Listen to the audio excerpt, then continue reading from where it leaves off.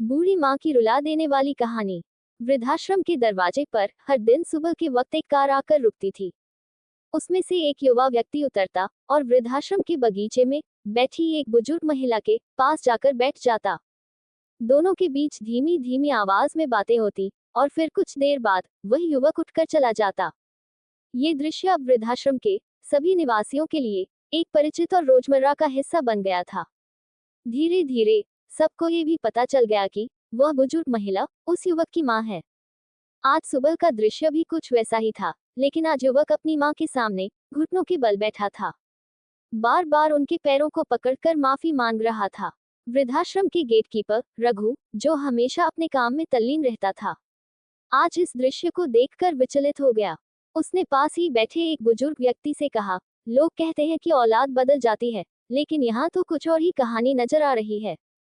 बुजुर्ग व्यक्ति, जो जीवन के अनुभवों से समृद्ध था, हल्की मुस्कान के साथ बोला, जो तुम्हारी आंखें देख रही हैं, वह पूरा सच नहीं है। यहाँ आने वाले हर व्यक्ति की एक कहानी होती है, और उस कहानी में बहुत कुछ छिपा होता है। जब युवक वहां से चला गया, तो रघु अपने मन की जिज्ञासा को रोक नहीं सका और वह सीधे उस बुजुर्ग महिला के पास पहुंच गया। ताए, उसने थोड़ी हिचकिचाहट के साथ पूछा, जो लड़का आपसे मिलने आता है, वह आपका बेटा है ना? बुजुर्ग महिला ने सिर हिलाकर सहमति दी, लेकिन कोई शब्द नहीं बोले। रघु ने बात को आगे बढ़ाते हुए कहा, ताए, आपका बेटा तो बहुत अच्छा है। देखिए कितनी मिन्नतें कर रहा है। क्या वह आपको यहाँ से ले जाना चाहता है? बुजुर्ग महिला ने एक बार फिर से सिर हिला दिया, लेकिन उसके चेहरे पर एक गहरी उदासी छाई हुई थी। अब तक आसपास कुछ और बुजुर्ग महिला पुरुष आकर उनके पास खड़े हो गए थे। एक बुजुर्ग व्यक्ति, जो अपने अनुभवों का ढेर अपने कंधों पर उठाए था, बोला, कहते हैं कि औरत वसुधा की तरह धैर्यवान होती है, लेकिन आपको देखकर ऐसा नहीं लगता। बुजुर्ग महिला, जो अब तक सबकी बातें चुपचाप सुन रही थी, किसी को कोई जवाब नहीं दे रही थी।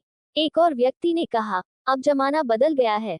सहनशीलता बीते दिनों की बात हो गई है। आजकल की महिलाएं भी पुरुषों की तरह स्वतंत्रता चाहती हैं।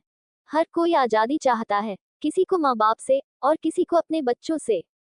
ये सब सुनकर बुजुर्ग महिला की आंखों में आंसू आ गए, लेकिन उसने फिर भी अपने होंठ सी लिए। अगले दिन फिर वही कार वृद्धाश्रम के दरवाजे पर आकर खड़ी हो गई। इस बार उस युवक के साथ एक महिला भी थी, जो अपनी गोद में एक छोटे से बच्चे को लेकर आई थी।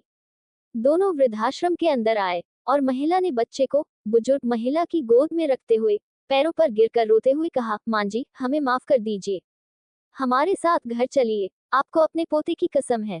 इस दृश्य को देखकर रघु, जो हमेशा से बुजुर्ग महिला के प्रति सम्मान रखता था, अपने आंसू रोक नहीं पाया। उसने गुस्से में आकर कहा, जब ताई नहीं जाना चाहती है, तो क्यों उन्हें जबरदस्ती ले जाना चाहते हो? तुम जैसे बच्चे भगवान सबको दें, वरना आजकल तो बच्चे जानबूझकर माँ बाप को वृद्धाश्रम में छोड़ जाते हैं।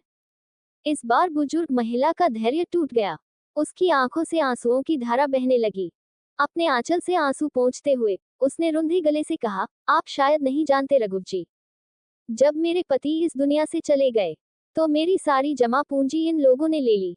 रोज एक निवाले के लिए मुझे घंटों इंतजार करना पड़ता था।